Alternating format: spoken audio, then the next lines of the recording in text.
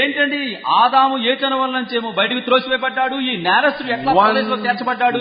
One reason. ఒకే ఒక కారణం, He did not blame anybody else. తన చేసిన పాపాలకు ఇతరులపై నేరాన్ని మోపలేదు. Adam blamed other people. ఆదాము అయితే ఇతరుల వేరే వారి నేరం Mopadu. Most Christians blame other people. అనేక మంది క్రైస్తవులు నేరాలు ఇతరుల వారిపై మోపుతుంటారు. They confess their sin, but maybe 10%, 20%. వారు ఒప్పుకుంటారు కానీ 100-20% ఒప్పుకుంటారు. That is why you do not experience paradise on earth. అందుకనే భూమి మీద పరదైసును అనుభవించలేకపోతున్నావు. I have started experiencing heaven on this earth itself.